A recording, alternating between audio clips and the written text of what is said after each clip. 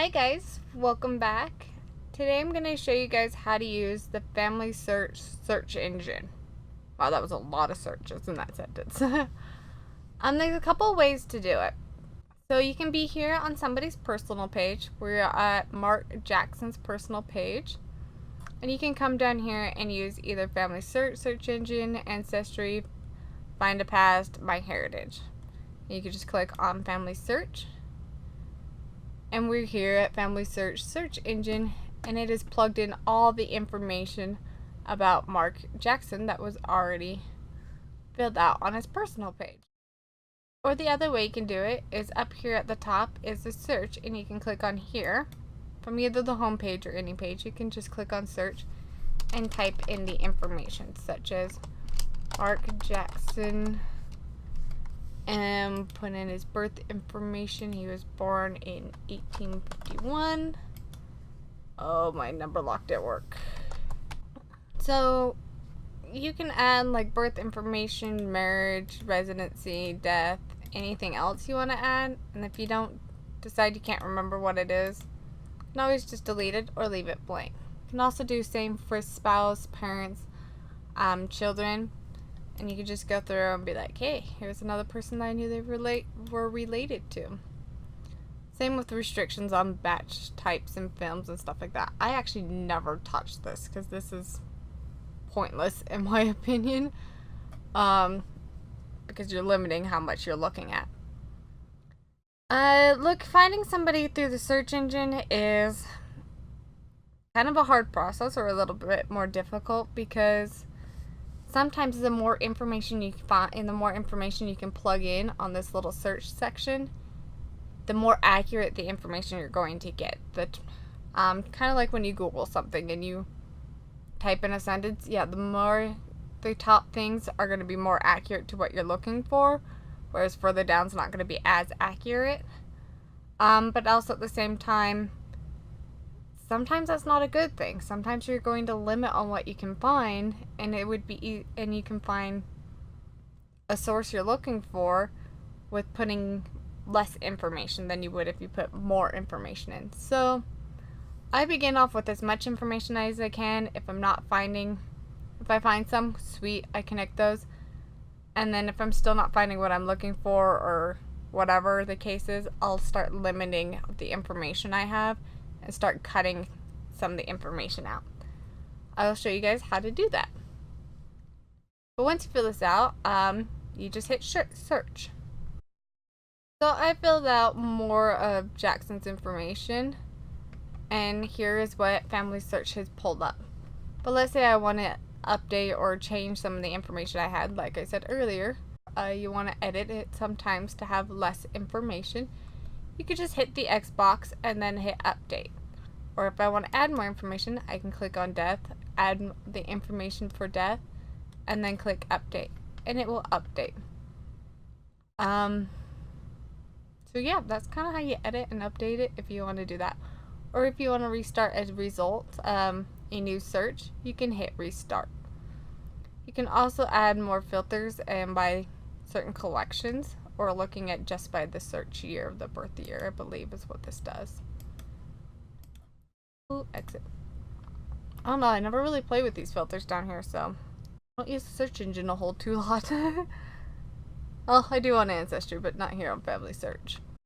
So right now we're looking at the records here that are closest to Mark, and list Mark first and then everything else later on. And we have looking at 20 records. If we want to look at more, we could just go 57, 75 and do the same, just like you normally do. Or you can click here on collections and look for just death records and click on these collections that might have Mark's name, might be connected to Mark. I normally do records because it is more accurate and you can see more information. You're not just clicking on random things. Okay, so if you want to look at the record, say like this 1861 record, we can click on Mark's name and it'll pull up a little index type version of what the record is. You can also view the picture, or you can click on the camera and view the record itself if there is a picture. Sometimes there's not a picture. You can click review and attach here, or review and attach up here. So pretty much all these little spots right here are the same right here. So let's hit review and attach and see if this is him. Well, it is apparently him because it's already been attached. Somebody just attached this and it's all green. So that's also something that might help you guys, is if you do look at a source and you're not sure if it's attached, you can click on it and see, and then if it's green, it is attached. Or it'll have this little tree icon that says review in family tree, which tells you it's already connected to your family tree. Then you can copy and print and other stuff if you want to do these things. To collapse it, you can click on Mark Jackson again, and it will go down. So these ones right here, these two right here, do not have the little tree thing, this little tree pedigree symbol, which means it's not attached to my tree, and this could possibly be him, these other two. Granted, the birth year, yeah, I know, they always like to do the couple year gap from when they were actually born.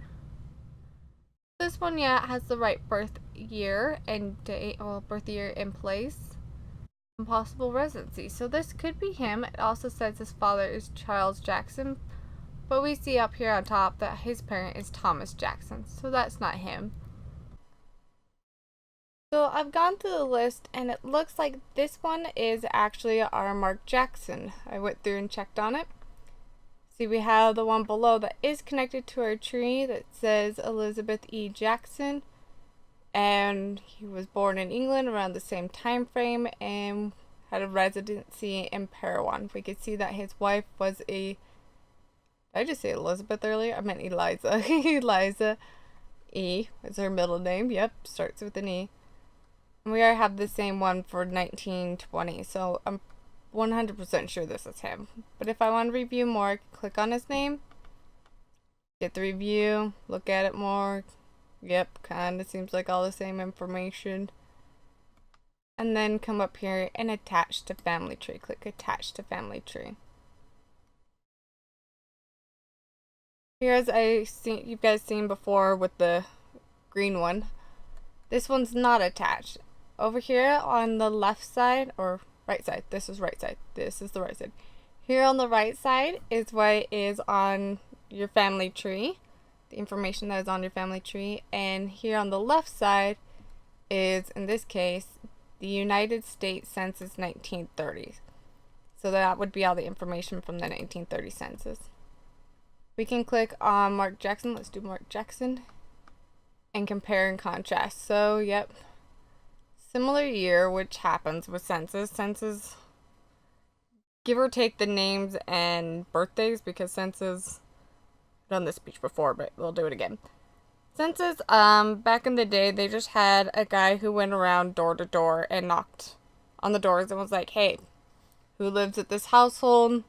How old are they? And then they did the math of what the birth year would be, but depending on the time of year and the time of year they knocked on the door, you know, it could be off by a year or two.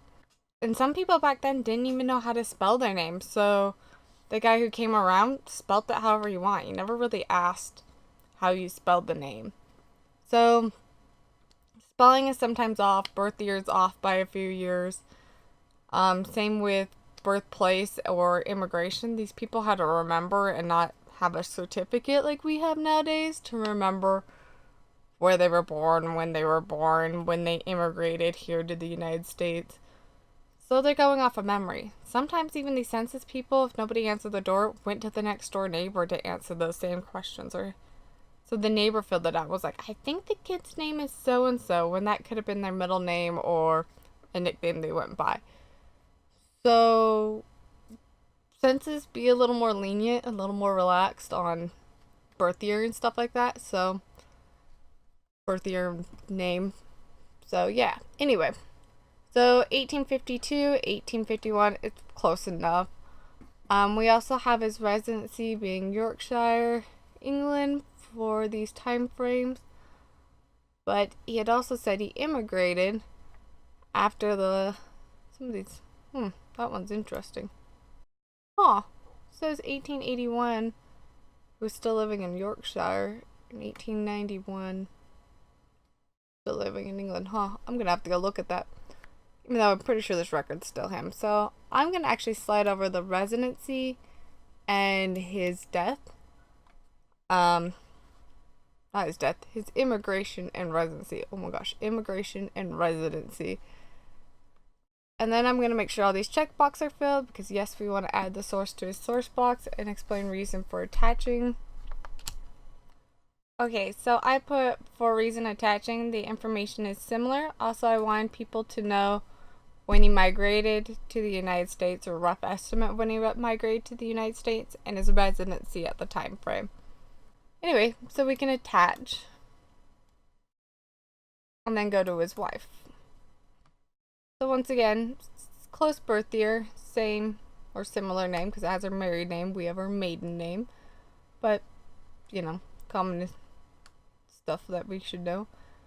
We're gonna move over. Once again, why does it have, I don't know. Anyway, make sure all the checkboxes are done, and it immediately fills out what we had before for Mark Jackson, which actually in this case works for this part. And we just hit attach. And now these records are attached to Eliza and Mark on their pages, on their personal pages. So that's how that's done. I hope this video was helpful, and if you have any questions, please comment below. I'll get to you as soon as I can. If you also have any suggestions on what I should film, please also comment. I would love to hear those. Thank you guys so much for watching, and I hope you all have a beautiful week. Bye.